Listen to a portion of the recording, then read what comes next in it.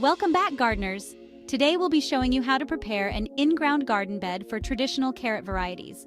The key to growing long, straight carrots is making sure the soil is well drained and loose so the roots can grow without restriction. Carrots need deep, loose soil, at least 12 inches, to allow their roots to grow properly. Start by removing any rocks, debris, or compacted soil, which could cause the carrots to become misshapen or stunted. Use a garden fork or tiller to loosen the soil to a good depth. Well-drained soil is essential for healthy carrot growth.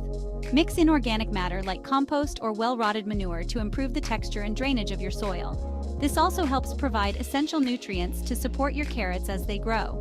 Once your soil is loose and well-drained, create shallow planting rows about 1/4 inch deep.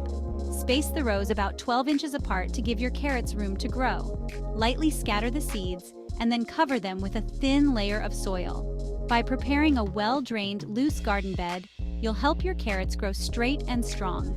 Stay tuned for more tips on growing carrots, and don't forget to like, comment, and subscribe for more gardening advice. Happy planting!